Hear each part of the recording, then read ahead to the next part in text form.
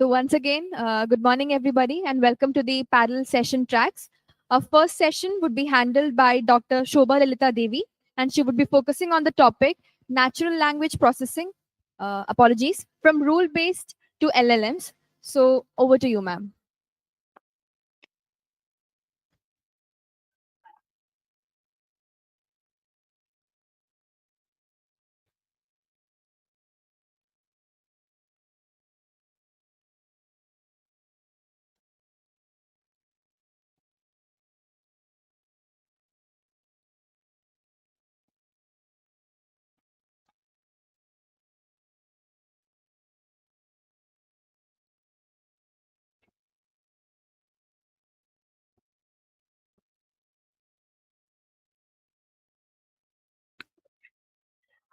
You know, all of you know LLM.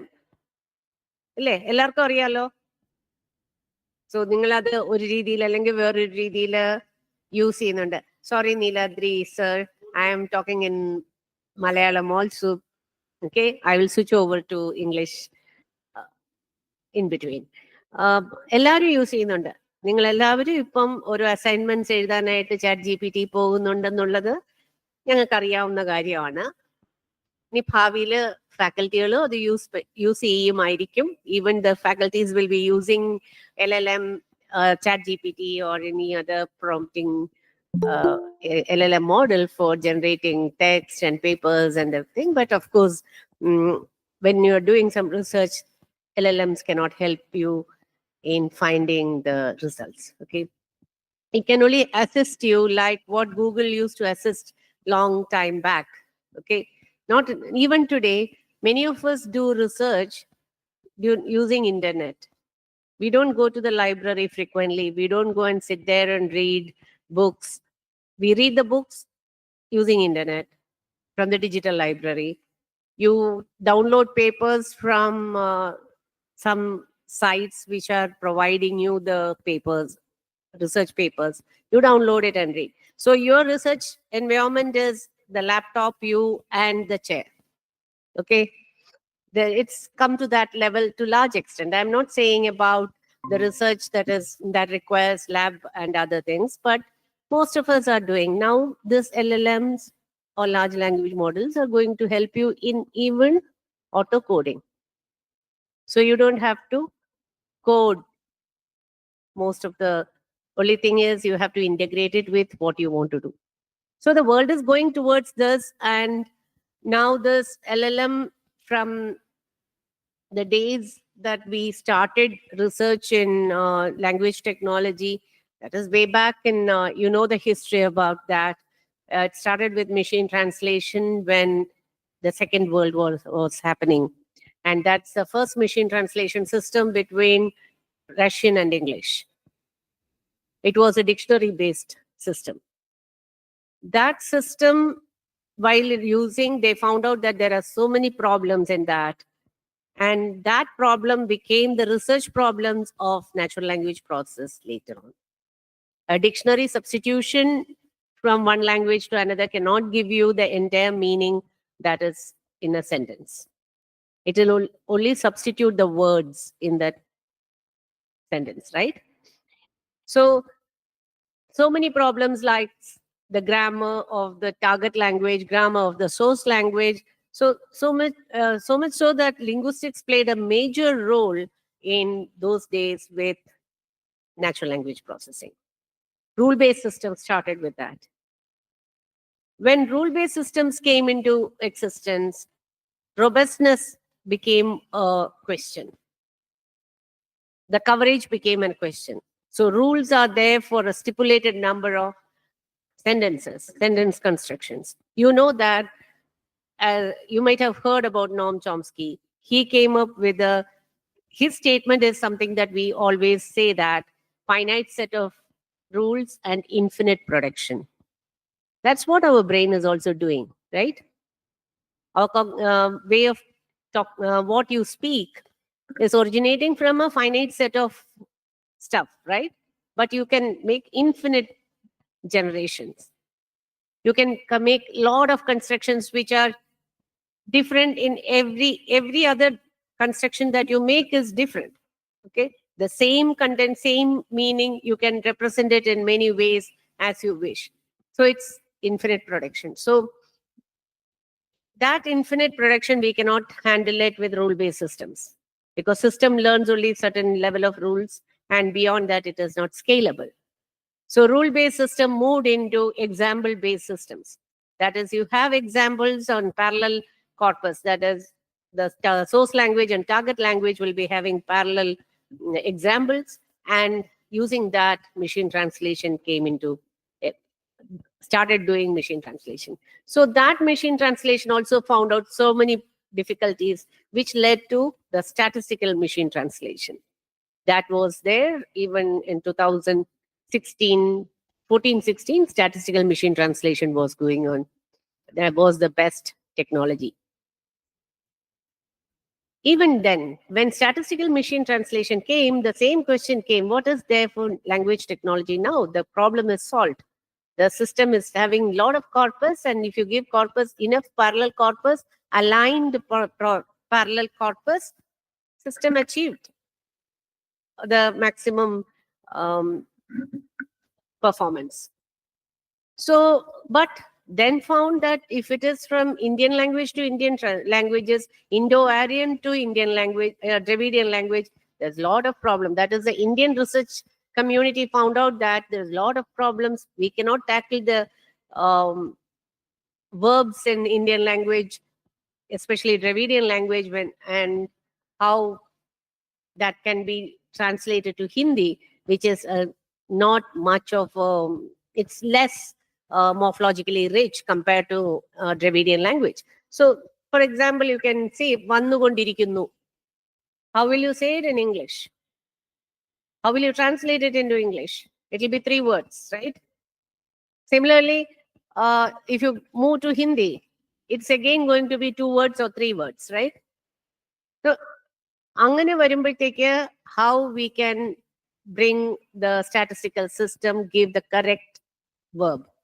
ഇപ്പം മലയാളത്തിൽ വന്നുകൊണ്ടിരിക്കുന്നു, ആര് വന്നാലും, അവൻ വന്നാലും അവൾ വന്നാലും അത് വന്നാലും വന്നുകൊണ്ടിരിക്കുന്നു. But it's not true of other Dravidian languages. Tamil എടുത്താൽ അവൻ വந்தாൾ, അവൻ വന്താൻ, അവർ വந்தாൾ. It has an agreement. So that has become yet another problem. So morphology became a big issue for that. So statistical machine translation also had problems. So this is, I'm talking about machine translation. This is not only for machine translation. When you go for information retrieval, information extraction, or in that matter, any text analytics, which requires knowledge in the text. Statistical systems became, for example, some of you must be knowing about hidden Markov model. That hidden Markov model could not go far because it has inherently a problem. After certain level, it cannot learn. The learning becomes very plateau-like. It will not go steep. So, adinum adindedaya problems undai. So, statistical system develop ചെയ്യുമ്പം അതിന്റെ problems പലതുമായി. So, അത് നോക്കുമ്പോഴത്തേക്കാണ് then came the saving the situation, machine learning algorithms, conditional random fields, പല അങ്ങനത്തെ technology വന്നു, algorithms വന്നു, techniques വന്നു. So അത് വെച്ചിട്ട് നമ്മൾ മോഡ്യൂൾസ് ഉണ്ടാക്കാൻ തുടങ്ങി. ബട്ട് ആ മോഡ്യൂൾസിനെയും അതെല്ലാം വരുമ്പോഴും നേരത്തെ പറഞ്ഞ പോലെ വന്നുകൊണ്ടിരിക്കുന്നു എന്നുള്ളത് ഒരു ജനറേഷൻ പ്രോബ്ലമാണ്. ഓക്കെ, ഒരു ലാംഗ്വേജിൽ നിന്ന് വേറൊരു ലാംഗ്വേജിലേക്ക് കൊണ്ടുവരുന്ന ജനറേഷൻ പ്രോബ്ലമാണ്. ആ പ്രോബ്ലം അഡ്രസ് ചെയ്യാൻ പറ്റുന്നില്ല. അത് അഡ്രസ് ചെയ്യാൻ പറ്റാതെ വന്നപ്പോഴാണ് ട്രാൻസ്ഫോമർ മോഡൽസ് വന്നത്, ഡീപ്പ് ലേണേഴ്സ് വന്നു. ഡീപ്പ് ലേണിങ്ങിലാണ് ട്രാൻസ്ഫോമർ മോഡൽ വന്നത്. ട്രാൻസ്ഫോമർ മോഡലിലാണ് അതിൻ്റെ ഒരു ഹയർ വേർഷനാണ് ദ ലാർജ് ലാംഗ്വേജ് മോഡൽസ്. പക്ഷേ ഫോർ ലാർജ് ലാംഗ്വേജ് മോഡൽസ് ഇതുവരെയുള്ള എല്ലാ സിസ്റ്റത്തിനും, എല്ലാ ടെക്നിക്സിനും, up to deep learner, the requirement or the infrastructure that was required was only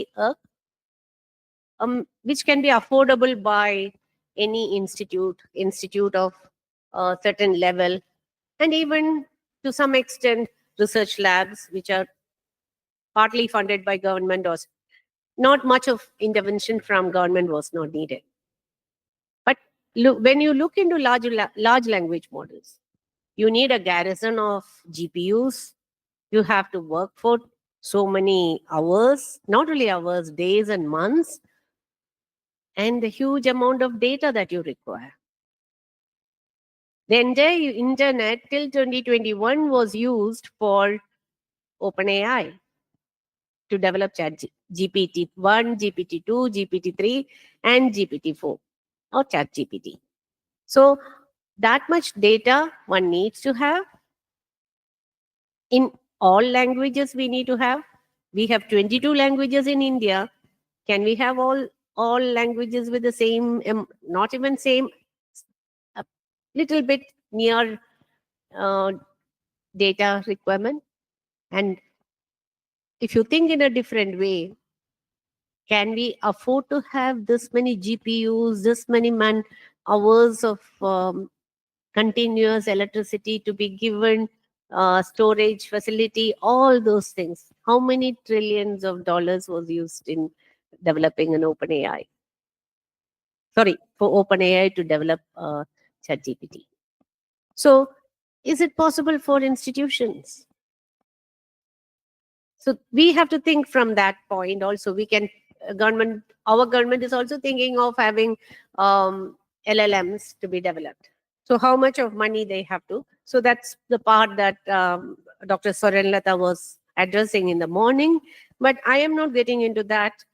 Anyway, we have to, but when you seriously analyze LLM, critically analyze it, you might have found out that there are difficulties, there are problems, there are research problems which can be taken up by us, and we can rectify or reuse LLM in a much efficient way. That's what we have to do now. But I'm not saying that we should leave, but that doesn't make that we should leave language technology research, which was going on.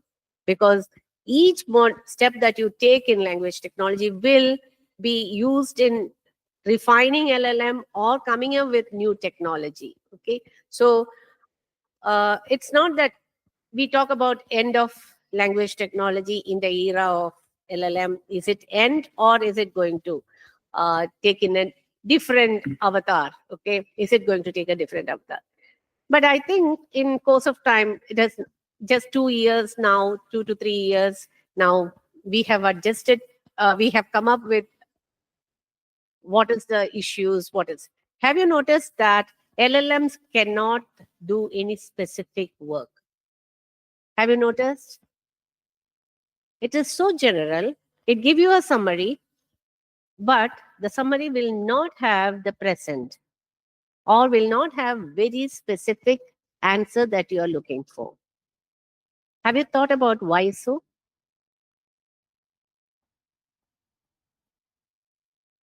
Yes, it has only the past data. Of course, there are methods. So then came how to increment the data in an old LLM. So that is another research that's going on. But the LLM, you have to think that it is now taking only language, text, image, right? More than that, it is not. But human cognition is not that. It is much beyond that. So what is the next research that we have to do? That's something which we have to see.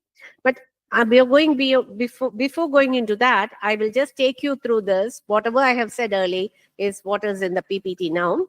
So you know the definition of natural language processing is the ability of machine to understand and analyze human language. Of course, it's in the diagram. The diagram shows it is intersection of linguistics and AI. It's a subdomain in AI, started in linguistics, not in computer science.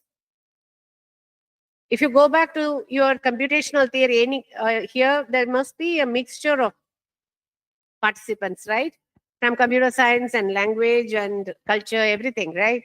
So it started with, if you know computational theory, you know that the the three rules that it uses in compilers.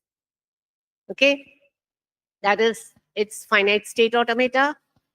Okay, the three rules of that comes from the linguist Noam Chomsky. Okay, so he gave the base for that, and that's where linguistics played a major role in computer science.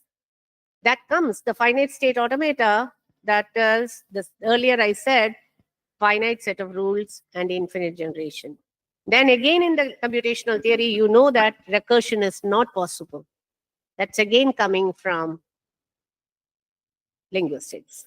So there are many things that come from the natural language analysis to the compiler through Noam Chomsky, not by other linguists. Noam Chomsky has brought it in that. So then from AI, in AI, we have machine learning and deep learning, which is now used in NLP. So it's all overlap between AI and linguistics. So that's the discipline. It's an interdisciplinary, now going into a multidisciplinary. So large language models, you know very well. What is the use of a language? Why are you using a language model? To predict the next entity or next word. Okay, that's what we are doing by it's completely conditional probability based algorithms that we are using, like hidden Markov model, Markov assumption, conditional random fields, recurring neural networks. That was the deep learners. RNN and CNN were the deep learners, which ma'am was saying, Saranlata ma'am was saying about Indic birth and other. So they are all using RNNs. So basic knowledge of conditional probability is very much needed, and probability distribution is also needed very much in this area, in the field. So early language models were rule-based systems, which started in 1960s. The first chatbot in the world came as ELIZA. That was developed by MIT in 1966. And that was the one which was reasoning a psychologist and human. The machine behaved like a psychologist. Okay, so that was the first chatbot. And then came the statistical language models in 1990. There was a significant change in how we process languages. So that has taken away the rule-based systems, and rule-based systems information, we put it into statistical as features, and we started training it. Then the deep learner models came in 2010, that is convolution neural network, CNN, and that came not for language technology. It came for image processing. Okay, if you see even today, CNN is used for image processing. And then the best and real breakthrough came in 2013 with word embeddings coming in. You know what a word embedding is? Or word tokenizing. That is, a word or a character is converted into a vector. Okay? So that another type of algorithms can take that as input and train it. Okay? So word to vec was the real word breakthrough that happened in the whole of NLP research, which completely changed the scenario into deep learner. Okay. Then came the sequence to sequence models in 2015, and inception of graphic processing unit, GPUs. So this is not just the algorithms and the data alone. The hardware development also contributed to the newer technologies. So from 286 machines, which I started working on in way back in 87, 88, to today with large number of GPUs, you can see the path that I have gone through. So that GPU came into existence. That has changed the whole scenario into taking the entire internet into for training and converting it into a tokenizer, which is a vector, and then training it. Okay, so this is some history of language modeling. First in 2001, then in 2010, then contextual embedding in 2013, and 2015 attention mechanism and transformer architecture in 2017. Time out. So this is all that transformed. All is attention is all you need. Yeah, everywhere that is what is needed. Even in this place, attention is what we need if you want to understand what we are talking about. So this was actually Ashish Vaswani, Nom Shazir, and all of them from scientists in Google who came up with this paper called Attention is All You Need, which is a transformer encoder decoder architecture where the encoder, he will put the embeddings with that is what we call as word to vec. As for the training, that is the data, that is a source sentence that encodes the data using a feed forward mechanism. Okay, and that will go, and then it will go into a decoder. That is, the input sentence will go into the decoder.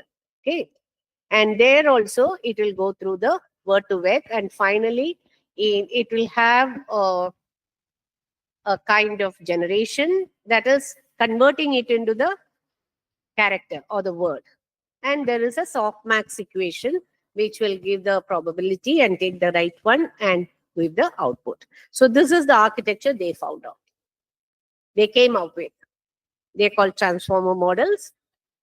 And that is what is used in BERT, GPT-2, GPT-3, and the rest. Okay. So this is the seminal paper. Attention is all you need. You all read it and understand the technology. If you want to do anything, even in a neural machine translation, which is the newest translation that is being that you are all using, if you are working on it, you have to use that technology that requires GPU of a higher level. You need a high computing facility. That's the latest machine translation systems. That is neural machine translation. Okay, so that's using this paper. You need to read it. Anybody going forward in research with NL from computer science or computational linguists, I will not distinguish between computer science and linguists. Computational linguistics have become a discipline, so they need to read this and understand.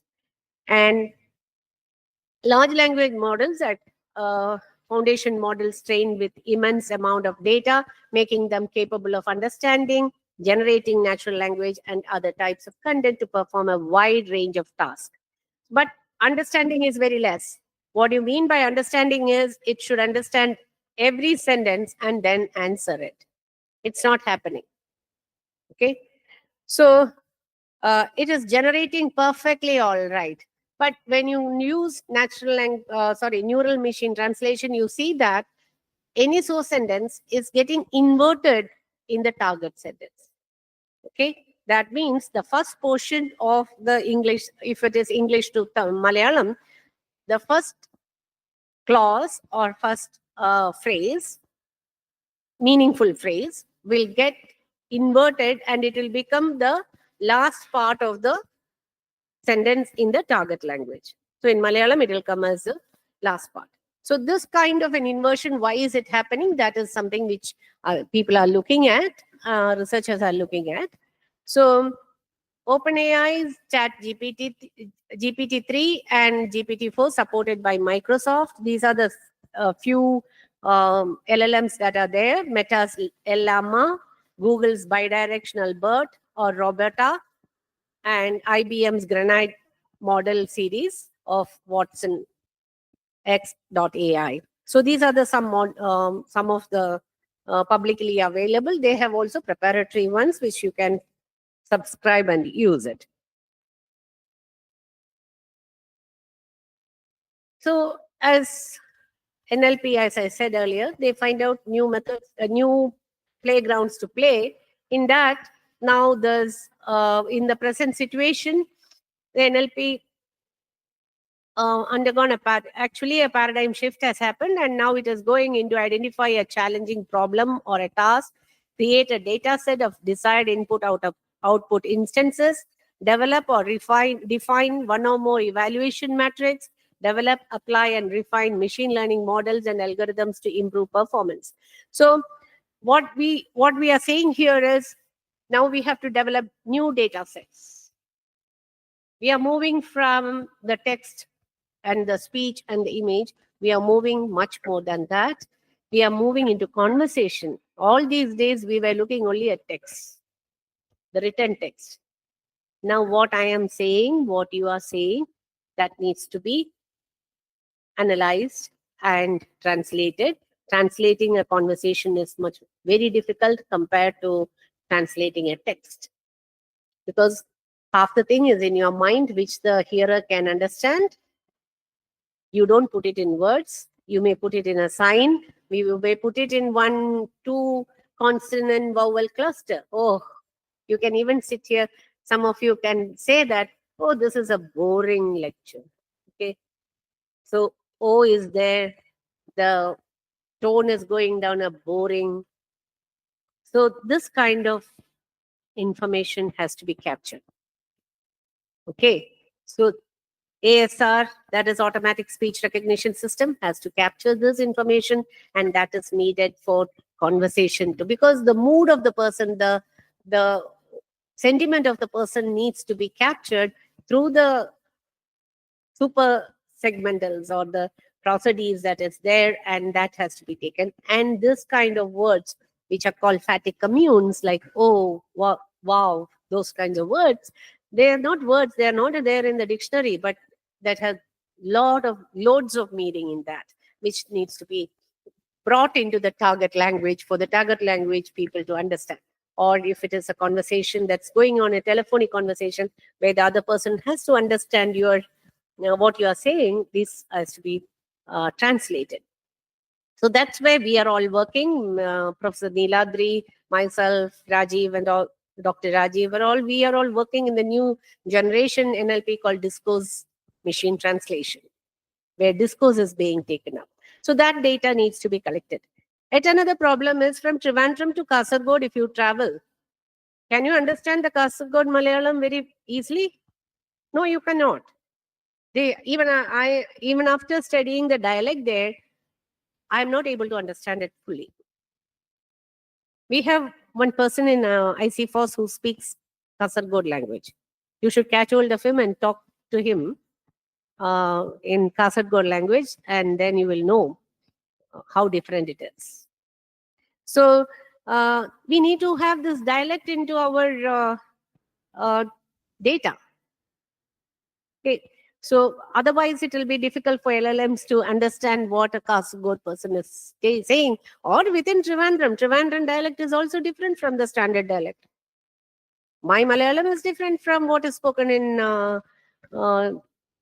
Mavelikara or Chenganur, which is considered to be the standard dialect. I don't know what you mean by a standard dialect. That Professor Neeladri can answer that.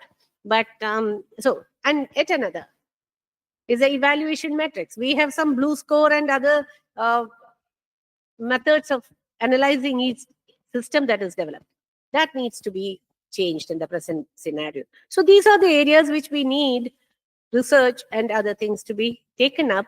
So it's the same thing that we did earlier. We are doing it in a different environment. That's all. It's not changing. All our task and everything is remaining. Earlier we looked into standard language. Now we are looking into dialectal. Okay. Earlier we had a matrix for rule-based system evaluation.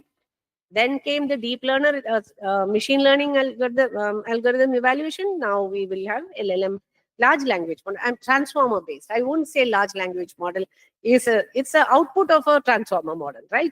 The training. So large language model is the output. The methodology is transformer methodology, but they have not worked on NLU. So that's another area which we need to look into. So I will skip. So what is now we don't require is certain things that we used to think about, like which grammar formalism, whether to use a Paninian formalism or a Chomskyan formalism or the Rajaraja Varma's Malayalam grammar. We don't have to now, no need to bother about it. Take the corpus and see the grammar in that, and that's the grammar of the language. That's the situation. Then what rhetorical structure we have, or focus control model, that is between the dialogue, the focus that changes within the from paragraph to paragraph, that we need not, that coherence of the sentences need not be checked. That has already been done. Then which neural architecture is optimal for information extraction and summarization, that we need not. But the magical engine cannot do entire end-to-end system, language to language track seamlessly with LLMs. This is not this statement that none of that matters if the magical engine can do the entire end-to-end language to language text task seamlessly with LLMs. It's not true. Okay, it is difficult. So as I said, it is not accessible to common man, that common researchers. It's only going to be with certain institutions or certain organizations. But we need to come up with some other methods to create a new method through which we can utilize it. Academic NLP community have to be quite creative in identifying what generative LLMs cannot do in principle, applications that can be built without retraining them. We need only one LLM. Even if we are developing in India, we need only one-time LLM development. Rest of the things we should be able to retrain it. There are technology coming up like RAG and others, but we should make it more and more, highly infrastructure dependency. We should reduce it. So you can see many other things, theoretical analysis of LLMs, necessity to open the black box. Whatever said and done, when we were working in rule-based system, we had a grip of what is happening. Okay, how the system flow is, what is happening everything. But after this machine learning has come in, it's just a black box. You input, it crunches something, it gives an output. In between, what is happening, where we can stop something and see what is happening, nothing. That black box technology, we have to come out and see how we can really work on the mathematical part of that and change it. Those things we should look into now. Okay. So new challenges, knowledge acquisition and reasoning, faithfulness and factuality, creative generation, creative writing assistance. These are the things. So as you might have heard about ethics in AI, biases in AI, and ethical AI. AI should be ethical. Okay. So now the era of Industry 5.0, all AI systems will be coming in. It's not that it will replace humans. It assists humans. It is human-centered AIs will come. Okay, it's already there. We are using it without we won't even know that we are using AI systems.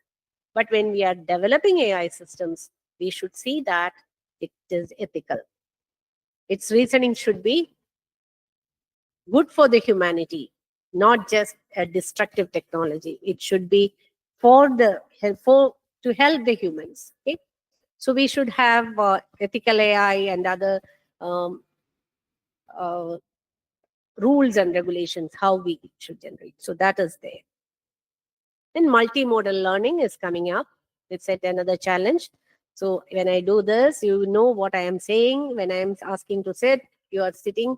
These are all multimodal signs and other things, which I think we are working on sign language at a different level, but we need to take it in a different level. So geometric reasoning, even now the ChatGPT doesn't know what is left, what is right, what is above and all. Then contextual ambiguity, hierarchical perception, and updating information within the models. So these are the things. Then evaluation, as I said, needs to be changed as per the requirement of today's technology. Then NLM and interdisciplinary application, human-centered. And then NLP is coming up. So here you need to have everything that we need. We do. The data should be there, okay, to train the system. Even the eye tracking machine will track your eye and say that what you are looking at, or what your intention of. They have so many rules of that. They will find out your eyeball is going this side. What does it mean? So from there onwards to many other actions of yours, the cognition of ours has to be taken, and that data needs there. Then personalization is another part of going to be every AI system that you use, you will be personalizing it. And that should have the personal sentiments and other things. Okay. That system that you are utilizing should be sensitive to your sentiments. So that needs to be there. Then above all, there is a digital governance that the government requires. That requires a lot of data, which needs to have moderation. Okay. I think my time is getting over, right? So that's another area. Digital democracy is another area. So new areas of research is culturally aware machine AI for social and cultural studies, society and its culture, pragmatics, world knowledge, understanding culture representation in LLMs, fundamental framework for culture aware NLP, and music language models. There are music language models. They are not actually language models. They are just a collection of and some other modeling things are. When I'm talking about all these things, there's a basic thing that I forgot to tell you, is that if you want to create an LLM, you need tokenization. Now we go by white space and token each word and further divide it. When it is Malayalam, we are further dividing it, identifying the word boundary, and we are coming up with words from the chunk of words. All those tokens. But here the tokenization is different. And that is a bottleneck that we are having for Indian language LLMs. Okay. So there is an algorithm within this transformer model called byte pair encoding, where the encoding schemes are encoded. So from the name itself, you know that it is byte pair, the pair of bytes, right? This algorithm is actually used in compressing the documents. It's a compression algorithm. So here what we want is, if there is a repetition of X, Y happening in across all the sentences, that will be assigned by a particular symbol or a word, another letter. For example, let it be P. Now P and another character coming together, in the frequency is more, then you will put another S or any other letter. So like this you compress, and this is how the system takes it for learning and develop the matrix. When 2 bytes, if you are taking a pair of bytes, if you are taking in Indian language, you know the encoding that is going at the back. It is called Unicode encoding scheme. And for us, it is a consonant vowel cluster makes one phonetic unit. If you say ka, it is k and a combined. That is a consonant k and a vowel a is added. These two are two different Unicode points, and they are combining together to form the word ka. Okay, we write ka. That ka is at the Unicode level, that is at the encoding level of the system. It is the number for ka and number for a. So that itself is a pair of bytes, right? So this algorithm is not working. We need to come up with subwords and other things. That's another area of research that's going on. And data and content generation, standards, evaluation. Then another area coming up with the advent of AI is content moderation. Lots of work needs to be. done in this. Removing inappropriate words, offensive words, or harmful, gender equality. An example of it is hilarious, but I would like to say that one of the major industry, which is at Amazon, they thought they can make AI-based engine to recruit people. So they had lots of resumes that they were with them, and they used it. So when they were recruiting, the system recruited only the gender male because their data had only male. Okay, that's the bias the data had, and very few female. So always the male got gender got more acceptance by the system than the female. So this is the one of the problems. Okay, gender bias. Similarly, I don't like to say in that words the color difference between humans.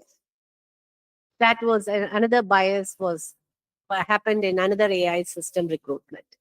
So such things we need to take into consideration, and that's another area. And enforcing community guidelines in terms of services, effective content moderation is more important than ever as the amount of self-generated information grows and new technologies change and how communicate. Then again, another one is the computer-mediated communication is much more nowadays than the normal text. The computer communication mediated communication has changed the vocabulary drastically, even in the writing style. Okay, so that kind of data also required to be taken up. So these are the things that came with the new technology and new things coming up, and we need to look into these from the research angle and research perspective: content generation, evaluation, technology development, using the new content, and new area of new parameters that we need, like culture and other things. So these are the areas. Aspects of AI content moderation requires text analysis, pattern recognition, and the scalability. With this, I am concluding the three areas that always remain with NLP, irrespective of whatever the change that paradigm shift brought in, are data creation, annotation, evaluation. The forms may change, okay? The technology may change, but the function remains the same. So as long as the function remains the same, you need to have these three things set to the new paradigm. The activity is same, but it is getting shifted to a new paradigm. Okay, with it, I conclude. Thank you very much. And I had an attentive view. Thanks a lot. Any questions? You can ask in any now or anytime. Okay.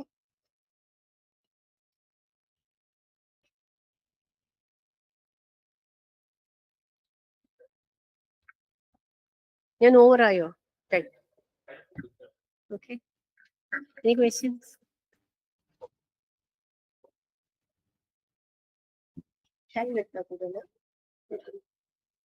If you have any questions, then you can interact with the speaker.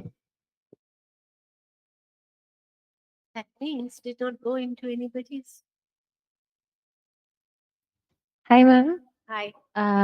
Well, I'm not aware about this hidden Markov model. So, if possible, can you provide a small insight regarding that topic too? That takes a little time. Okay, hidden Markov model is a machine statistical learning algorithm. Okay,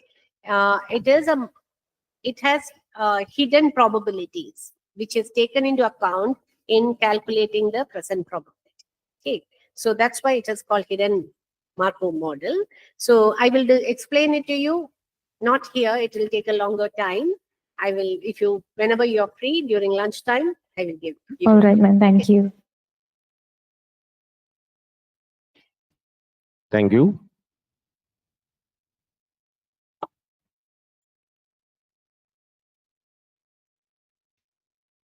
Okay. Thank you. Thanks a lot. I think that's no. Thank you, ma'am. Thank you for your presence and insight. So, as a token of gratitude and appreciation, we have a small gift for you. I would like to invite Dr. Rajivara to present the gift to Shobha, ma'am.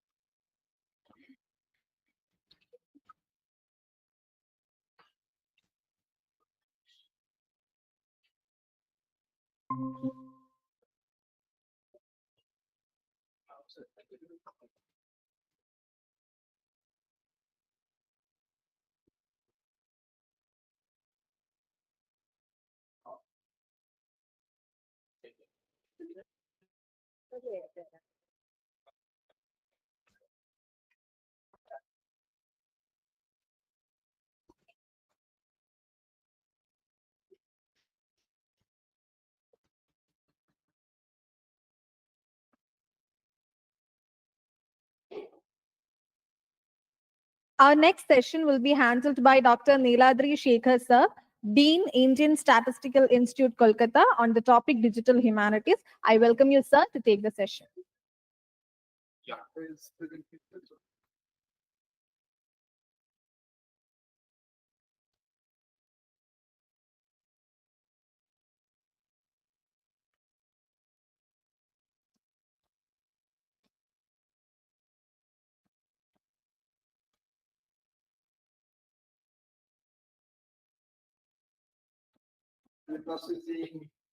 And all those things. I'm very a stupid man, so I won't be able to say all those high things.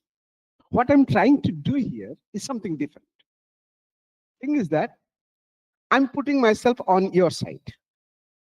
Now, trying to understand how the present available technology can give us an opportunity to serve various linguistic and non-linguistic aspects, and how, as an individual, I can make a contribution there and put my name in the history, pure and simple. At the same time, this will give me ample opportunity to sustain, to grow, and to earn. So my task is here, applying techno-linguistics in protection, preservation, and promotion of Indian languages, cultural heritage, and diversities. Why this is so? We are talking of a new term called techno-linguistics, very recently coined by me in last year when I was giving a talk at Hong Kong University of Technology, how our present technology can be beneficial to preserve our unique cultural heritages and diversities, and to make in such a way that it can give you fantastic opportunities for startups. Come to the next. Oh, okay, I have to do that. Okay, next one. Here, you know that what is called cultural heritage? Have you heard the term cultural heritage? Have you heard the term called NEP? National Educational Policy 2020, which is going to be implemented in a very rigorous manner across the country. And once this NEP project is implemented, a major part of NEP categorically says you must take initiatives using present language technology or technolinguistics to promote, preserve, and to sustain our cultural heritage and diversities. As you all know, India is basically a powerhouse of India, various cultures, histories, and heritage. Now we are going to talk about how to preserve our cultural heritage. I won't go. By the way, I have 50 different slides, even more. I'm keeping the whole talk here with the organizing team. If you are interested, you can access that, because that will definitely give you an opportunity to find out the place where you can put yourself or you can contribute there.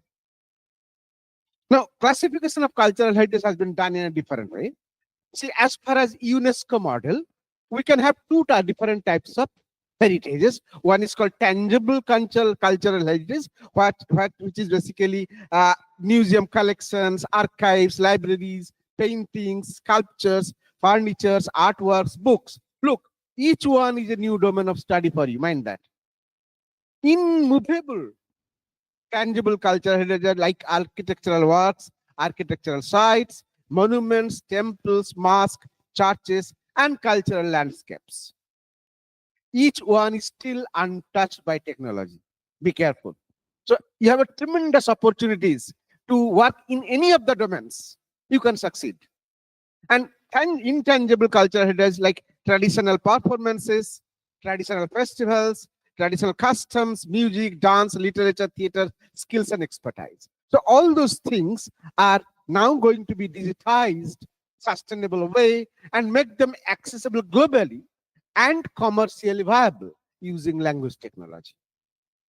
Now, examples of various cultural heritage, I won't go into that. This is taken from the ministry's portal as well as from UNESCO's portal. You can also get these data from anywhere you like. So you can find out that everywhere, the use of technology is not optimum. And every domain, India has diversities. India has uniqueness. So you have to capture them. You have to use your knowledge, your technology, your innovative aspects to make them globally accessible and usable for your purposes. Now, India, we all know that we are sure that many of us, or rather I should not say most of us, are not going to leave India, going to stay abroad. We have to stay here. We have to stay with our family, with our country, with our state, and we have to serve them. And we have to sustain. So you see that India is a multi-language country, multiple cultures, multiple religions, multiple ethnicity, ecologies, multiple climates, and multiple geographies. And our ChatGPT, OpenAI, and all those things, unfortunately, not going to address those things. Those things are commercially available only for a smaller section of people who are very affluent, very rich, can provide those technologies. But this easy ground to earth, easily accessible technologies or benefits or advantages should reach to the Indian people. Now, here, with regard to Indian cultural heritages, you can clearly say that we can have a time scale, a space scale, impact scale, sharing scale, and relevance scale. This is also a policy document of the government of India. They have identified that in regard to time scale, we have got ancient, medieval, modern, or new cultural properties. In a space scale, very local, state, regional, national. Our central government, the Archaeological Survey of India, only preserves those which have national or international importance. What about those local, unique cultural properties? Who is going to preserve them? Who is going to promote them? What kind of technology would be required to promote and preserve to make them commercially available globally? So think of it that national or global level is a different issue. We are talking about localization. We are talking about that you as an individual use your knowledge, your skill for the development of those properties. But why do we need this? That is a very important question have been always asked to preserve cultural heritages. I have tried to argue this one in a very systematic order, giving 7 or 8 arguments. But you are open to add as many arguments as possible. It might happen that some of the arguments, basic arguments, I might have missed. So you can take all those things because there are a lot of arguments in favor of that. The most important part is that it will make you empowered culturally as well as technologically, and you can put a mark, your hallmark, in the preservation of the national schemes. Now, there is sustainable cultural uniqueness and diversity. I won't go into this because the new ecosystem, have you come across the term called ecology? Have you heard the concept, ecology? In not modern technology, also we are talking about linguistic ecology, technological ecology, or a few seconds ago, Soba talked about digital democracy. What is that? What is how the ecology becomes important for us? We are talking about a society where nature, human life, technology are in a perfect balance. It is not that at the love of technology, we are going to destroy the nature. It is not that we are going to disturb the ecology or environment where we are living just for the purpose of technology. We have to preserve every unique component of your locality, of your village, of your state, of your country, so that the flora, fauna, greenery, vegetation all survive together. Sorry, for the development of the holistic society. So this new ecology is the principle of the government as well as UNESCO. I have been working as a member of the UNESCO for last 10 years now. And everywhere that people is talking about that, don't go for any development which is not suitable for the ecology. So your technology, whatever you do, must support the ecological system we are living in. So people protecting Indian cultural diversities.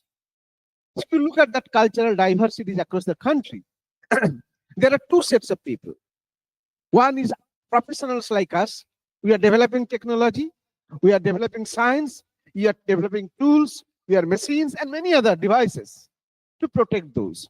And there are insiders, the singers, the artisans, the craftsmen, those people who are engaged inside the society, they are preserving them. So these members, we need a happy collaboration between the two. And missions of techno-linguistics and cultural diversities, our missions are very clear. We use our modern technology to preserve, to promote, to sustain our cultural uniqueness, cultural diversities, so that this becomes a source of our sustenance. Those people, think of those people who didn't get that opportunity or who are not fortunate enough like us to come an organization like this, to hear us, to take education for higher technical institutes. They have an equally very important role to play. We have to think in that perspective that those people who couldn't get a chance to come and contribute, they have also a role, and we have to promote them so that we get this opportunity to sustain.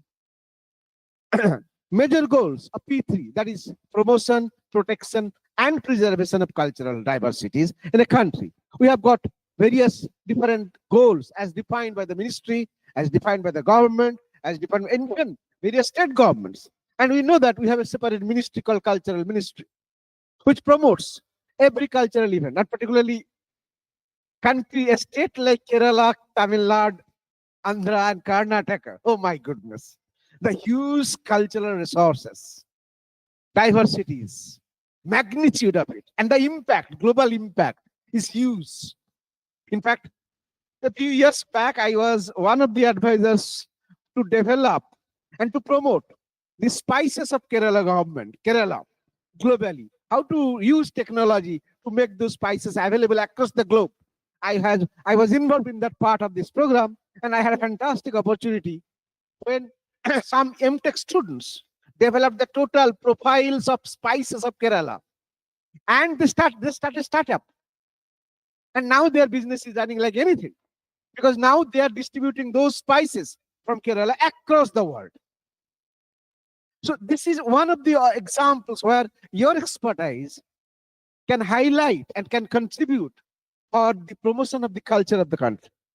So we use a typical statistical staircase model, what we say, for the promotion of this technology. So starting from the collection of data, as Sobha has said, Sobha is talking about language data. I'm not in contrast concentrating only language data. I want multimodal data. Do you know, understand the multimodal data? Where text is there, speech is there, action is there, movements are there, handcrafts are there, all kinds of functionalities that are involved in our life. Every type of things are there. So it will be multidimensional, multi-scaled, and multimodal. We need that kind of data. So that large language models that people are talking about to develop, this is possible only when you have huge amount of data. Rather than prescribing a few samples, we need huge amount of data so that our machine, our system can learn from it and develop a design. And here is called basically a staircase model, which we adopt. Now, what are the cultural components we are talking about? Here, one is the linguistic materials, text materials like written text, spoken text, published text, the spoken and oral text, because we know very well the spoken text and oral text are far better representative of a language than the written one. So these days, large language models are basically interested into spoken text of data. And we can elicit data, we can collect data using some well-defined techniques available to us. Now, old manuscripts. You might be knowing that number of large manuscripts are available in Kerala. And most of those manuscripts are not yet digitized. The huge amount of knowledge that are available in those databases or those manuscripts are not yet done. So you can take up a project to digitize the handwritten manuscripts of Kerala and make those texts available globally. Also commercially, you can publish them. So you can have fantastic opportunities for startups if you can think of a project where those handwritten manuscripts or palm leaf manuscripts or old manuscripts stored into those temples can be digitized. Just remind me that when time is nearby. Okay. See, music. How many music types are there in Kerala? You have a classical music? What is that? My dear young friends, classical music in Kerala, classical dance? What is that? Be louder. Natyam. Anything else? Kathakali? Is there any local varieties? See, Kerala has so many local varieties of dances, and that is not documented. That is not digitized. Their history, their culture, the impact, the social impact is not digitized, not even globally available. Can't you contribute there? Can't you make your contribution there so that all cultural dance varieties of Kerala can be available on a simple platform and it will be commercially available? And that can be augmented regularly with every performances. So this is a fantastic opportunity for us. See, here are the only. We know that there are classical dances, folk dances, fusion dances, many other dances. Now, can you think of a project where all kinds of dance varieties of the country can be recorded, digitized, made available, and commercially accessible? Kinship and relational terms. Another important part, which is not still untouched. The relational network, the impact, the kinship terms of the societies, still untouched. Dress materials. Have you ever come across any platform where every details of the dress materials and ornaments, attires and outfits of the country are available? That are only of Kerala available? No. Can you do that? It's a very simple one. It's a long process, obviously, because it will continue, but a lot of all varieties can be done. And this is a tremendous commercial opportunities. Ornaments and adornments. If I ask you, what kind of ornaments you use? Our ancestors used to use. Your old parents or grandparents used to use. Do you use the same kind of ornaments today? Do you have any digitized history of it? Not yet. This is still untouched. Food, drinks, and beverages. Another area. Government is very much interested to digitize it, to record it step by step, enabling full cuisine details, so that you can utilize commercially. Or you can also put GI tag on it. And for that, you can earn royalty. So digitization, technolinguistics has opened up a whole lot of new works for you and commercially viable. Occupations and professions, still untouched. How many different types of professions are there in Kerala? What are the primary? What are the more sustainable one? How can you contribute there? See, life cycles, way of living, philosophy, and all those things. Worships and rituals. I have tried many of times about to read what are the different types of rituals are performed in different parts of the country and what are the significances. I have never come across, barring a few views, few books. These things are a part of the digital governance. If you can do any work of any of the part, it would be a great contribution to the country. Then festivals and different kinds of feasts, games and sports, ethnomedicine and medicine and knowledge. Do you know? There is a called ethnomedicine. Kerala is very famous. A lot of people, tourists come for all kinds of ethnomedicinal treatment. Do you have a proper digital database? No. See, we have so many opportunities to contribute.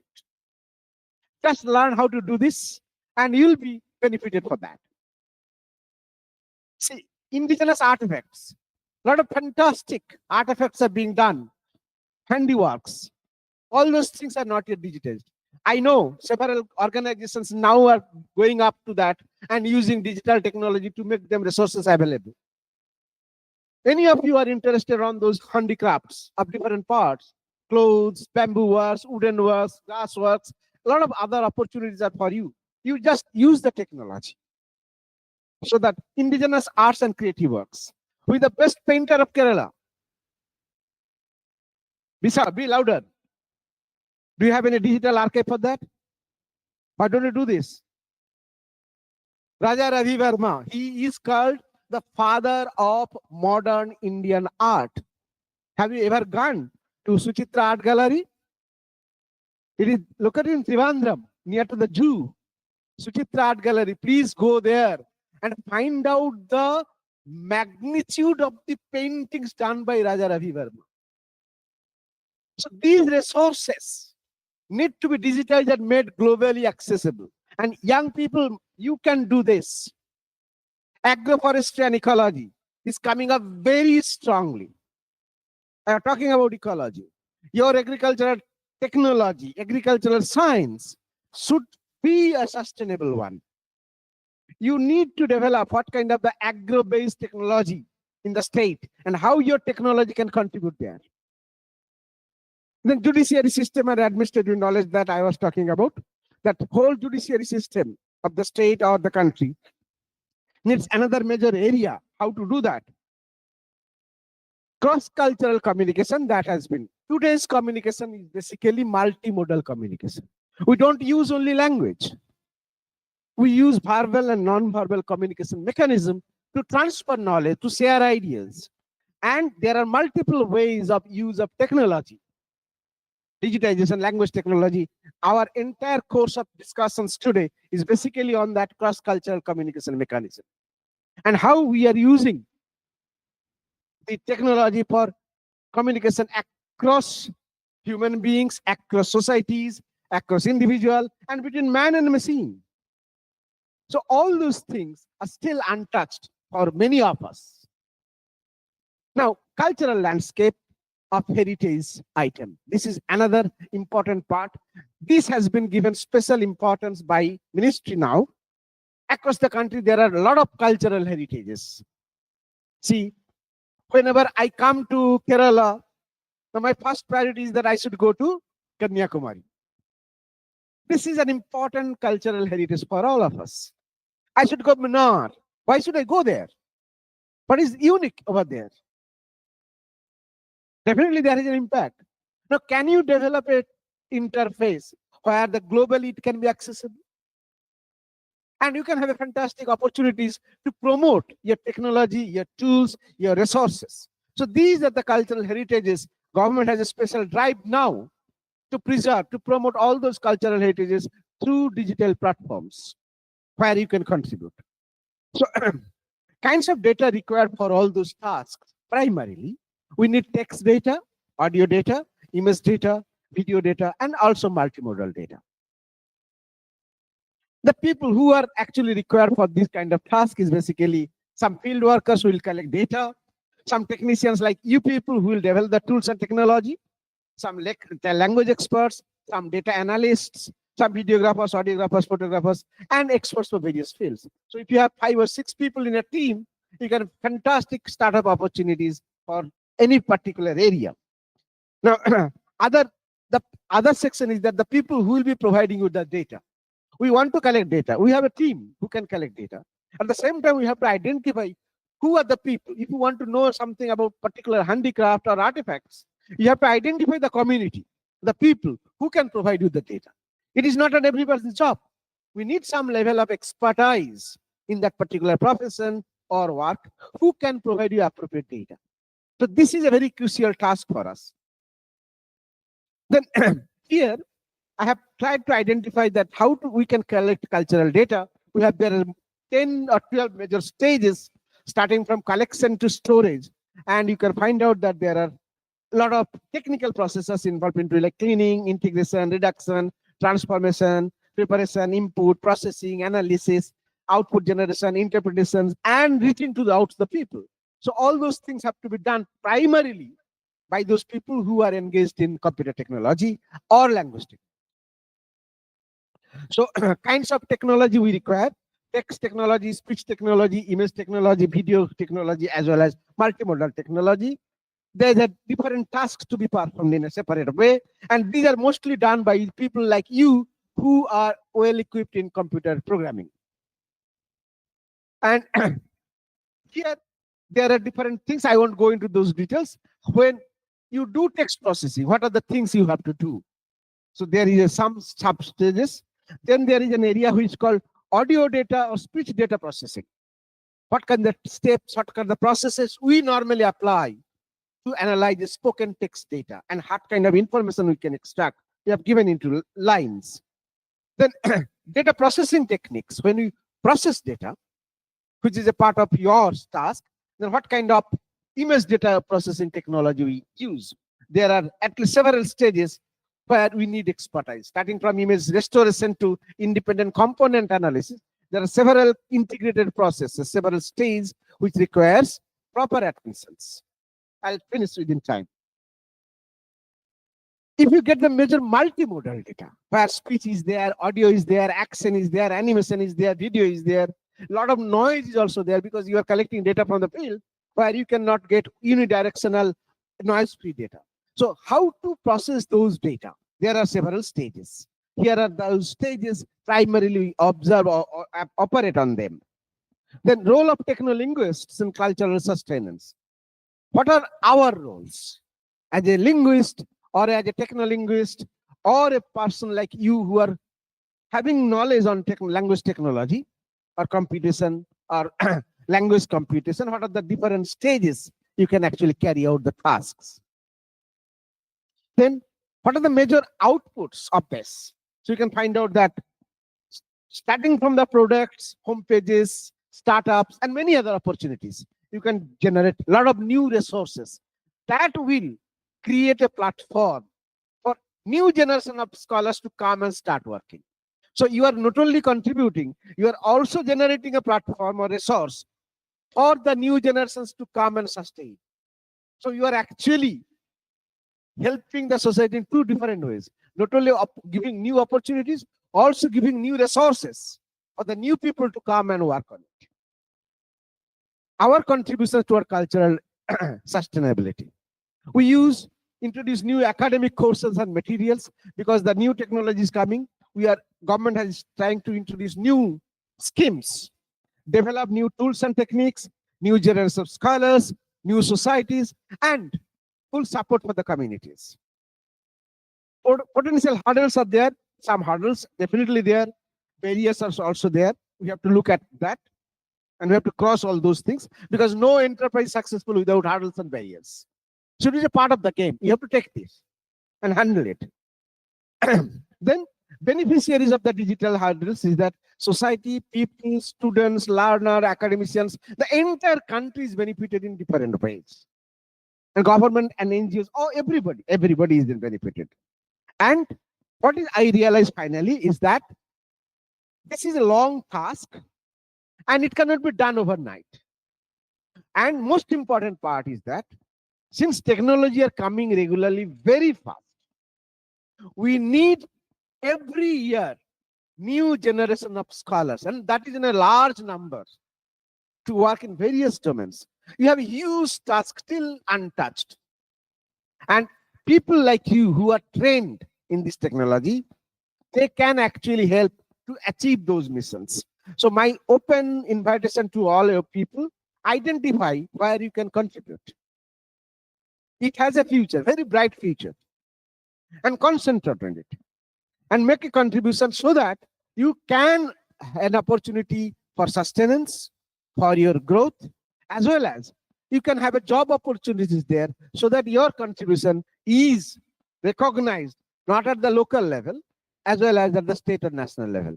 Thank you very much. So I finish here. I have to hurry up just because I have been given half an hour's time. And if you have any question or query, I'd be happy to respond. Otherwise, I'll leave the platform for the next speaker. Yes. Sir, my name is Vaishak VS. I study at University College of Karyotam. I am a first year student. So my question is like, when we collect data, there's a chance that there would be misinterpretation because it's a people-centered process. So we need a lot of people who understand culture, right? Yes. So while they collect culture, there will be translators who translate it to us because we don't know anything about the culture. We blindly believe what there is true and we interpret it in a different way. So there is a chance that the culture might be misinterpreted. My dear young friend, you have tried to ask the right question, but there are some lacunas which you have ignored. So his question is simple. When we are collecting data, there is a high possibility of misinterpretation, misrepresentation of cultural data or linguistic data. What to do with that? What would be your answer? You know the answer. You know. Suppose you want to know my health situation. Should you ask me or ask this young man? Problem is solved. So you identify the appropriate person who would give the right answers. Why should you move around? If you know that who is an expert in Mohini Natyam dance, who teaches in a university or college, he or she would be the right person to give you all details. He should not come to me. So selection of the informant is the most judicious part if you want to have error-free right responses. So this is a part of the whole project planning, that who will provide me the data, what kind of data I'm interested in, and who are the experts. There are a lot of people, experts in the society, who is expert in handicrafts. So we should better go to them rather than depending on secondary sources. Done? Thank you very much. So time is over. So thank you once again. If there is any question or any data you require, the PPT is here. Thank you.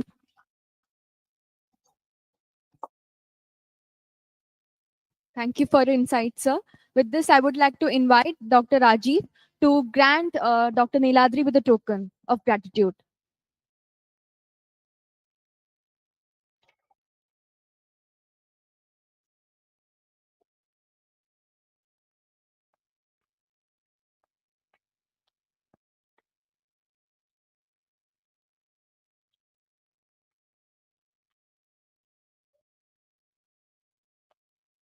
Thank you.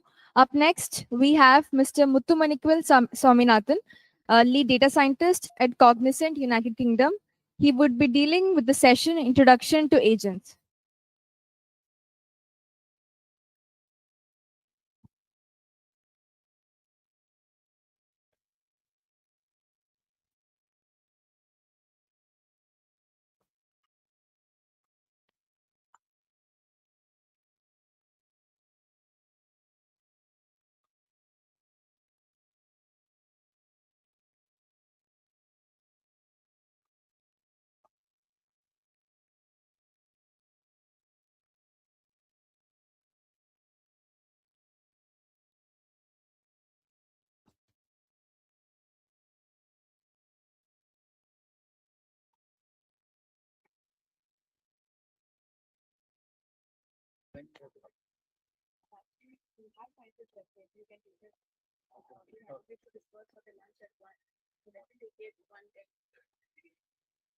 It's half an hour. Okay. Okay. Because I either I brush or I'll cut short. Yeah. Okay. No, not one. Okay.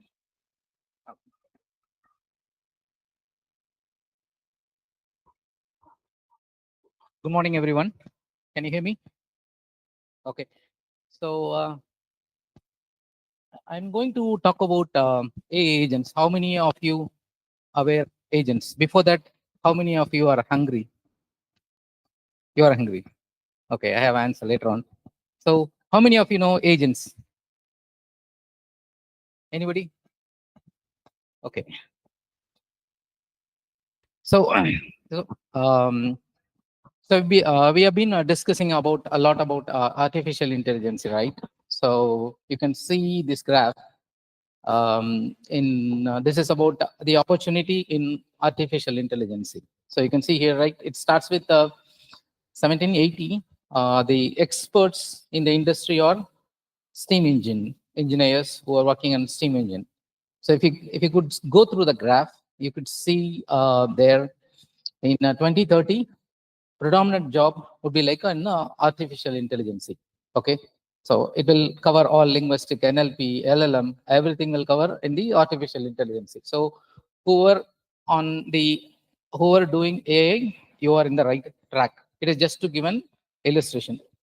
Okay, and then this is some slide I created around 2017, like 8 state of artificial intelligence.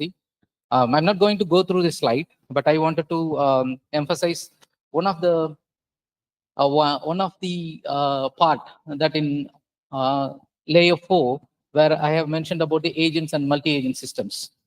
So now you could see wherever LinkedIn, if you open LinkedIn or any news, anything you talk about, mostly they talk about agents and multi-agent system. Like since last year they were talking about artificial intelligence. Now they are talking about agents and multi-agent systems. So we are going to have some quick overview on the agents and multi-agent system today. If anybody wants to know more about this slide, I put it in my LinkedIn. You can go through it. So what is agents? So we have been working on programming for a long in computer world. So we started with machine code and then assembly language and then machine independent programming. All these you might have come across in your universities. And finally, it comes agents. You see, right? After objects, we are doing agent-based programming. We are going to do agent-based programming here and after. So now, what is agent programming? That is in high-level overview. It's like you take some percept and then you action on it, and you will get the result. So far in the previous world, we do like a lot of programming, but the agent-based programming is like it run in the environment, it assess the environment, and then it percept, and then it provide the details. So we will go one example later on.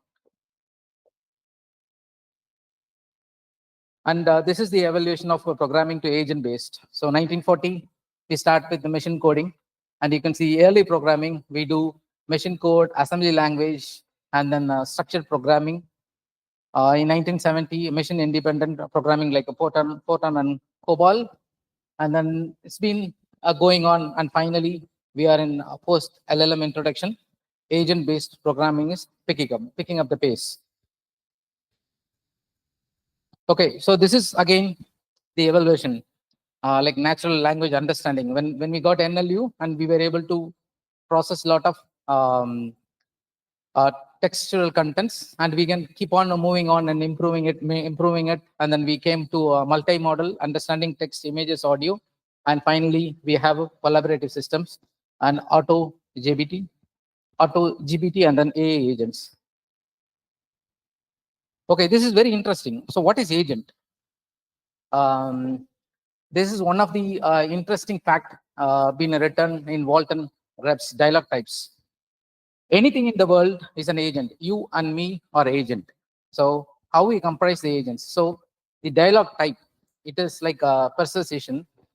Initially, the status would be like persuasion, and initial situation is conflict of opinions, and main goal resolve the issue, and then participant aim is like pursue the other. So if you take any two human beings, they will do these 7 things like a persuasion, or they will do negotiation, inquiry, deliberation, information, and mixed. I think it is getting too theory. People are very sad. Okay, I will tell you what is mean by persuasion. Persuasion is simple. One fine day, I finish my work and I am going home to have my dinner. So I like dosa. So I asked my wife, I need dosa. She said, I already have idli. So no choice, right? She is pursuing me to take idli rather than my choice.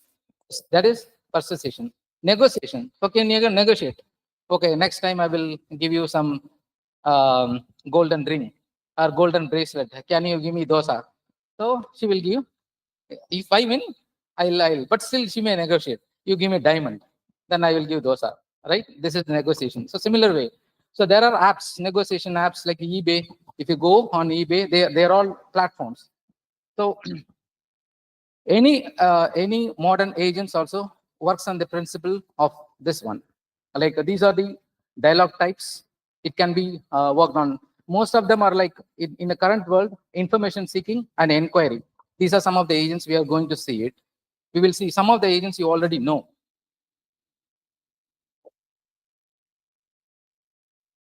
So AI building blocks, again agents. So I said, right, whatever you see in your life are agents.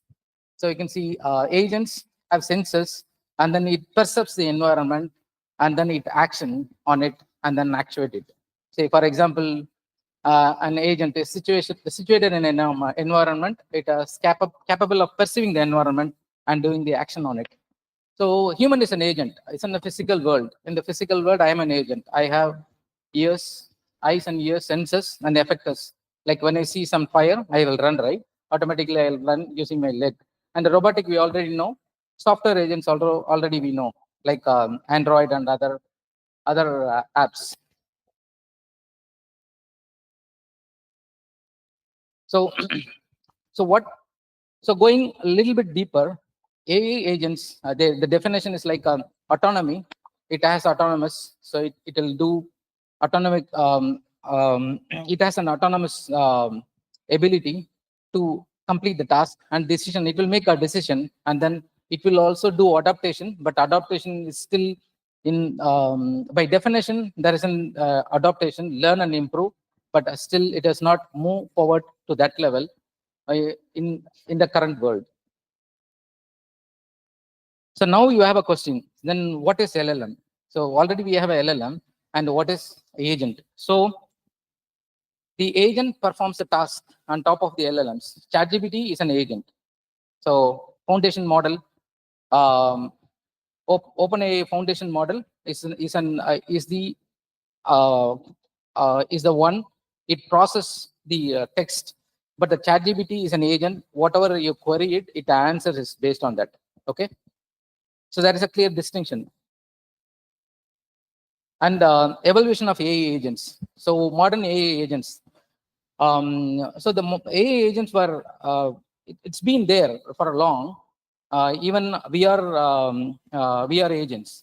So they say like proactive agent, reactive agent, and then a collaborative agent, and then balanced agent. So a simpler example is like even our body is like an agent. All the organs, it's like an agent. So when I ask, why are you hungry, right? So if you are hungry, it is like a proactive agent. It says that you are hungry. You need to have food. So it resembles like you need to take an action. That is a proactive agent. And the reactive agent is something like if you are thirsty, if your water level goes down, then your brain instructs that you need to drink water. It is a reactive agent. And then the balanced one is something very interesting. Have you heard about pancreas, right? So whatever the level of carbohydrate you get it, based on that, it produces the insulin, the correct amount of insulin. This is a balanced one. The proactive agent is something very interesting. you perceive you perceive the environment, but you won't do any action. One of the day-to-day activities you all will do is on driving. So you do driving, but you keep on watching and everything, but you won't take any action because you all the control of your vehicle. You can brake it, you can horn it, you can do it, but you keep on assessing the environment. But you are spending a lot of energy, but you won't take any action. That is a proactive agent. So these are the agents. When you build the platforms, right? When you are building on a agent platforms, you will be using all of these concepts. Okay. So early agents, as you might know, Alexa and Siri, and agents with traditional AI. So there are slightly a difference. Agents will work on like on again, if you take our body example, the brain is like an AI. It instructs, but all the organs, it is a work as an agent. It basically it try to adjust on the environment where you are. Like here, I'm here to basically give a lecture to explain what I know. You are in the other side of receiving information, right? These are all agent kind of things. So when you build an agent, you have to think of like what kind of platform you are going to interact with. Okay, so it could be any video analysis. You want to get some results on the video analysis, and also if you want some textual analysis, multimodal. So when you are developing these agents, your agents are capable of interacting with those, and also on the agents, like what kind of questions they can ask. Say, for example, if you take our body and when you get a signal, right, when you are feeling and hungry, there is a specific signal will goes to your stomach. There is a specific signal will go to your pancreas. So similar way, when you are building an agent, these signals are called prompt engineering that we are doing in prompt, right? When we are dealing with LLMs, especially when you are working on a domain specific platform, we are using this prompt engineering. Okay.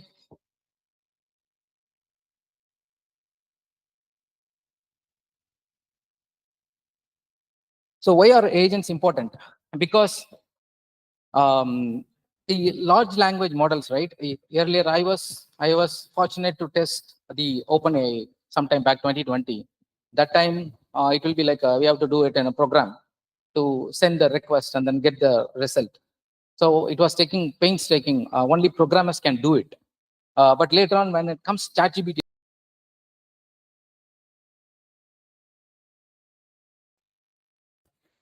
there will be user. Like you build a platform, you're not going to use it. So no wise user is going to use it. Say, for example, Google built a search engine. Normal people, average people is using it, right? Search and then read the content. So similar way, when you build a domain specific platform, you should have capability of enabling an agent that could be able to interact with the either customer or a different agent. Okay.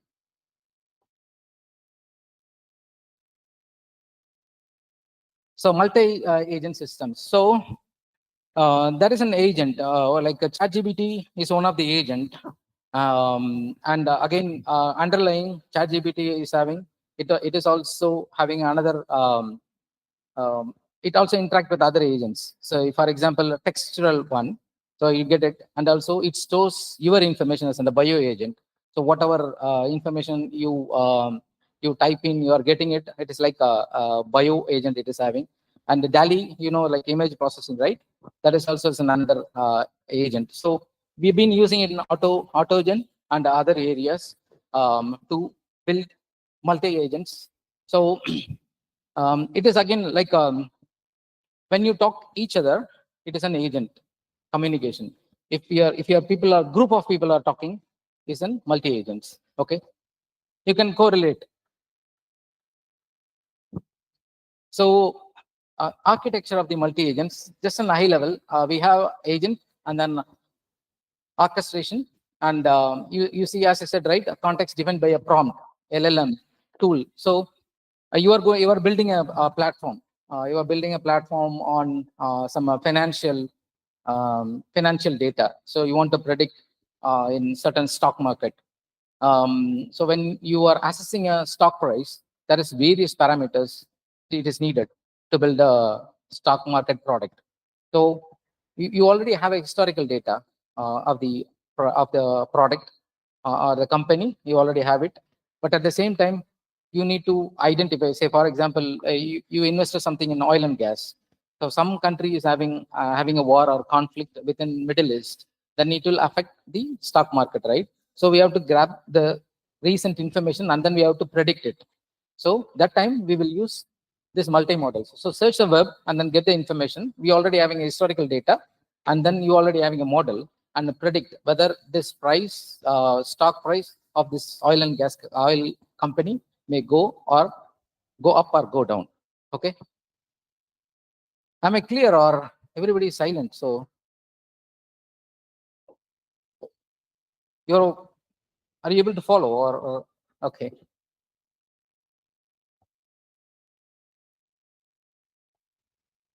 So how agent works? So earlier the definition is different. Earlier it was totally different until large language model came into picture.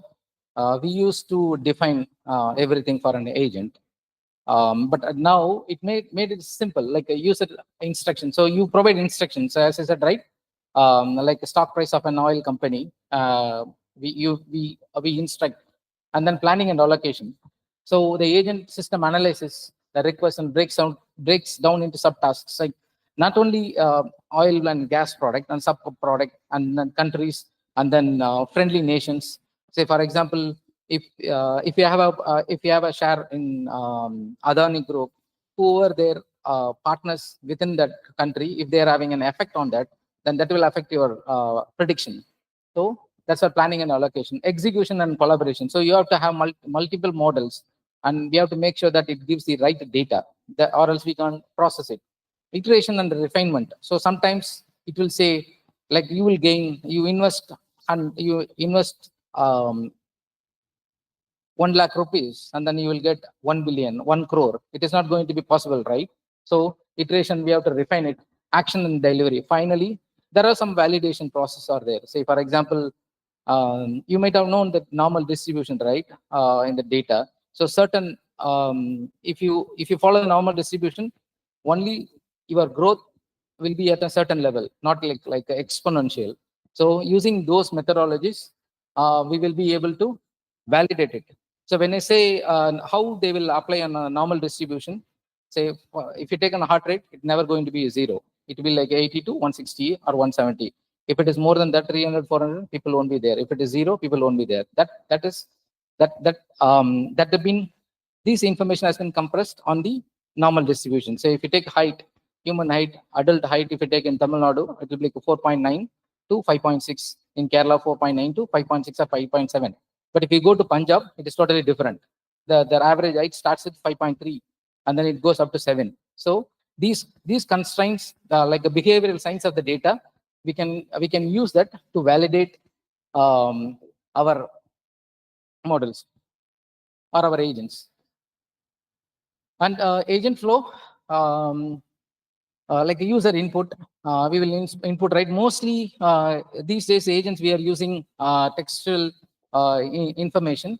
As I said, any example, you can take any of the examples, and we initially we wanted to understand something about a certain information. It is an information seeking agent, like a ChatGPT. We usually use to get some information from the LLM, large language models. It is an information seeking agent. And then agent system, the central hub, like tasks, we further will give the tasks to develop it. Okay, so sometimes you wanted to break down. Say, for example, I wanted to create a project proposal for a project, for an e-commerce project, e-commerce website, and then I will ask them, okay, they build the e-commerce platform UI and UX and backend designs. So it will give it, and then based on the design, we will ask another agent to calculate the number of software developers needed to build the model. So that is another model. So subtasks. So we've been tasking, and then once you get the information, and we will ask the another agent to calculate the price of the or cost of the project. Like they can manage the salary of the software developer. It will build on underlying it. So that is a subtask. Specialized agents. So it will be specific roles. As I said, so one model will create the proposal. Another model will work on the costing. Another model will like estimate the number of people needed for the project to be delivered. Okay, and then external systems. Sometimes you may need to pull, say, as I said, some data like a software engineer's salary for India it is different, for UK it is different, US is different. So we will be able to pull those information, and based on, and finally we will output the result. So you see here, right? We start with a proposal and we estimated previously. Yeah, somebody have to work day and night to prepare this. Now we have multi agents. We send the data, just we query it. We will be able to get the answer based on the different aspects of the agents. So key contributions. So sorry, key considerations. So knowledge codification. Clearly define the business process. We have to clearly define the business process, and strategic tech planning. So what kind of models you are going to use it, and human in the loop. So if I'm going to build a e-commerce model, and it should not say it's like $1 trillion product. Okay, so these are the something we will be validating in human loop, like knowledge and planning. So I requested a model to develop it and then plan it properly, and it planly, and then I could validate it. I need to validate it. We'll go in the validation of detail later on, but the human in loop is very essential.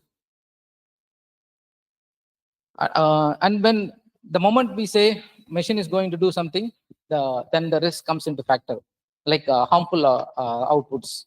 So inaccurate information, as I said, it should not be $1 trillion. And then bias and fairness. Agents should not be amplify existing biases in the data. Okay, and then security vulnerabilities. So when I say biases,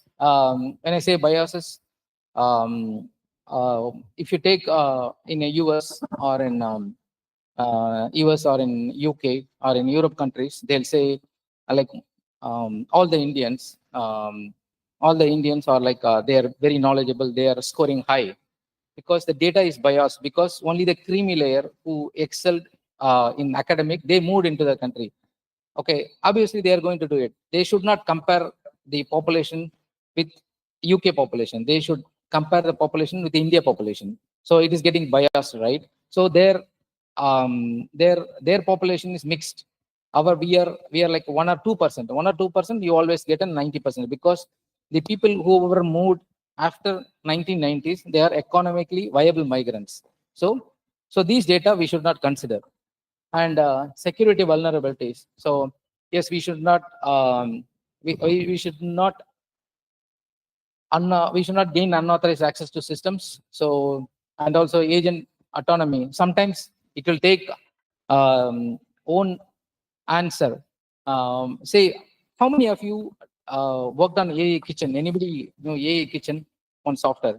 Before LLM, there is an AA product rolled out by Google. So that I just experimented it. At one point in time, it got autonomy, and then it started yelling out me. Like it took some of his own thing, and then it started behaving differently. So addressing mitigation situations. So this is when you are building the agents, you should consider like accountability measures, transparency and traceability, robot validation. These are, when it comes to risk, you always have a mitigation, right? We have to do it. So we have to. There are several products there to kind of having a mitigation plan. But due to time constraint, I couldn't be able to explain more in detail. Okay. So for any questions?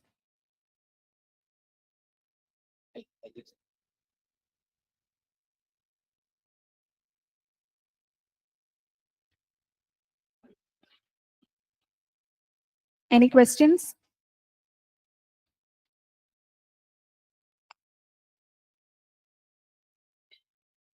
Okay, then. Thank you so much, sir. Finish few more. Okay. So as I said, right, ChatGPT, Google Vertex. So are we using agents now? Yes, we are using ChatGPT agent. and we don't want to cover because we have time constraint. I wanted to show. So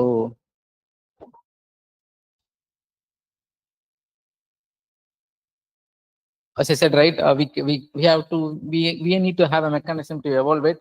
But I wanted to introduce two things.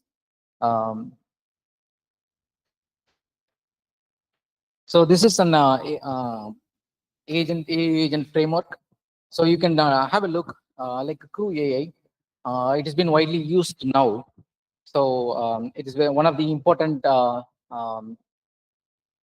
important agent now in the industry. People are using it, start experimenting it, this Crew AI agent. And it's mostly, it works on the open AI due to the prompt engineering capability, but you will learn on that. If you want to start, you can start with the Crew AI. And applications, so applications and use cases. So customer, so as I said, enhanced collaboration, flexibility, and customer support, process automation, research and data analysis. So what do you mean if they say customer support, right? There are so many aspects are there. If you call and then if you report about a problem, right? Then take an example of ICICI Bank. So they have every day they will be complaining about the product. This is not working, that is not working. So they need to take some action, right? So they you phone, you will be doing a call, or you will be sending an email, or you will be posting it in social media. They will all collect this information and then collect the information and then manually process manually process, and then they take repeated complaints. They will move it to next step, like where they can action on it. Say for example, if you are going and swiping a card, it is not working certain area, and it takes a lot of time for them to address that issue. So what they do, they collect all the complaints and then make one final decision. So it was been manually done earlier. After the LLMs, what they do is like they collect the information and then they process it quickly, all the complaints, and then they make it priority, like 1, 2, 3, 4 priority. When the priority is like, one is a brand value and another one is like how much money the company has lost client. Okay, so those kind of agents they will we can build. Process automations, we already know. Research and data analysis, new data. If you are doing some analysis on the new data, you can you can make a synthetic data to do the research and data analysis. And you have known LangChain, right? So LangChain has introduced a Lang graph. You can make a note Lang graph also. That is another agent. It's been widely used. It is a stateful interaction, multi-agent orchestration, and enhanced control and persistence. So this are not a multi-agent, but still they are working on it. Autogen, it is having a certain capability. Autogen is another agent. But if you want to start with agent, better you start with a long graph and then Crew AI. Okay, so I think we are closing near. I just wanted to give one. Are you okay? It's not showing. Can you share my screen?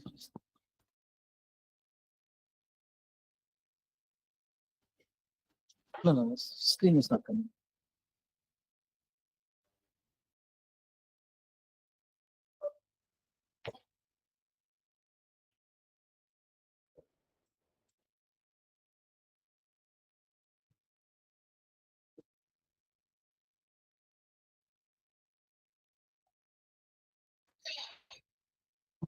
Okay, before the LLM comes, right?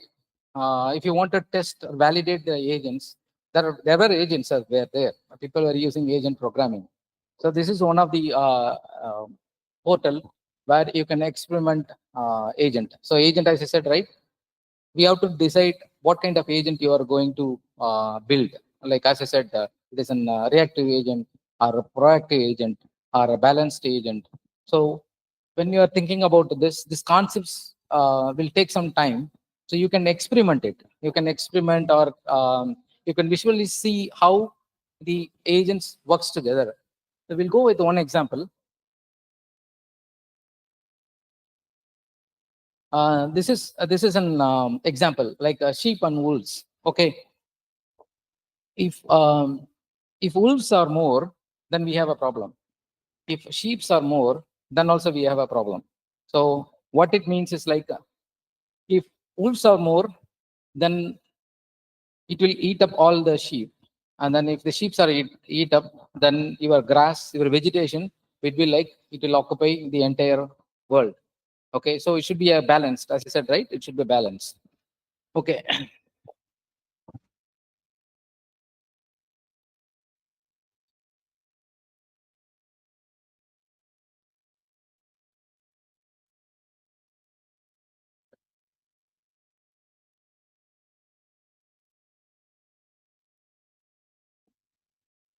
So you see this video, right? So now the sheep are more, the sheep are eating wolf, and now wolves are more, and there is no more sheep, and we just end up with the grass. Okay, so this is like a balanced agent. Like we have to have a balanced agent. So if you have 10 wolves, you have to have 5 sheep. Like that, there is a balance. If you don't have, then there will be a problem. If sheep is not there, then we have a difficulty in feeding. We won't eat grass, right? We can't eat grass. So these are some.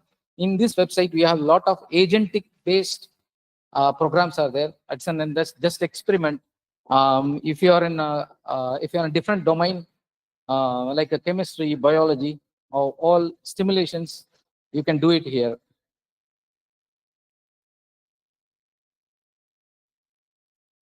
So you can see a lot of models are there. So agentic models, mostly they talk about proactive and reactive methodology. So it will be very helpful for you to go through it. Okay. Okay. Any questions?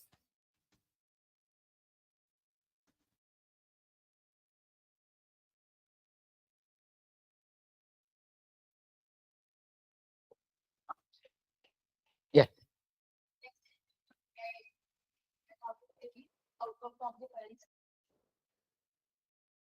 Okay. So next, next generation of AI. So next generation, see, there are a few things, like the AI will try to help the society, right? Say for example, now it is like in other words, we are putting in another 2 eyes for the human activity, like AIs. Next generation will be like 2 eyes. For example, train driver, the drive, right, in the railways, if they do. So now they are physically monitoring it. But now what we can do is like we can analyze the video, like vegetation or people running, or elephant is running, or animals is running in the track. This it will be faster to process and then tell us. So next generation AI, first part is like it will help the human being to have a sophisticated level, and second, the next generation will be mostly on the agentic based programming. So agentic based in the sense like now you are asking about chat GPT, right? Or you are just like textual information you are asking, but we are working on so many products where it will make life very easier. Okay, so for example, if you the day to day you interact, right? um, Many interactions like with your bank or with your government services, so we have huge data. So what we are planning to do is like how we can make use of this information and help the humans to better survive in the world. Okay, I may ask you answer your question or still? Okay. There are two things. Either you all understand everything, either you didn't understand anything. So I don't know where am I. Any other questions?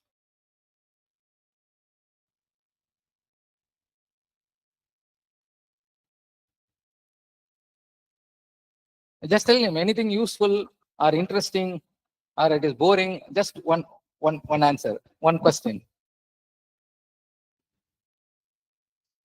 I got one useful. Yeah, okay. Yeah.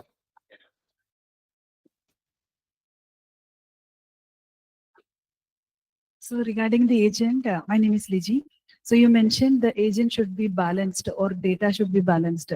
But when we see the real-time data, right, we will not get the balanced data. Yeah. How we will resolve that issue? So yeah. So when it get so there are two aspects. Like one, the level of information you input to the data. So when it comes imbalanced data, we will try to balance it. So balance in the sense now we have capability of like upskilling, downscaling, right? So we have to use those methodology. So we will usually use in the data side. Now we have we are having a rich capability of even creating the scenarios using language models, right? So earlier it is not possible because you can't keep on replicating the same thing, but we can slightly replicate small things, and it could be able to do it. So an imbalanced data, you can make it balanced. The best people of the best people are the directors, movie director, right? They are the best people. They do what they do is like they take the basics, whatever you understand, and then they slightly add little more, and then make it interesting. So similar way, we have to do it in the model. We have to take the base data and then add it our own, like creative, not creative. We call it a synthetic data to make it relatively close to the topic, and we can use a model. We can use the agent on it. Am I answered, or any questions? Okay. Thank you so much. Thank you. Thank you so much, sir, for your valuable insights. I invite Dr. Rajiv Ara to hand over the gift to Mr. Muthumanikiyil, sir.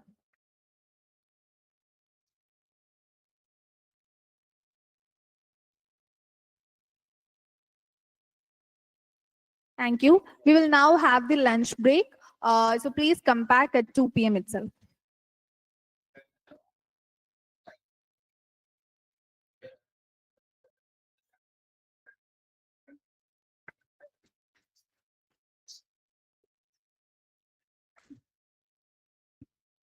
There will be 2 tracks. The first track will be in the seminar hall here itself, and the second track will be in the lecture hall. Okay.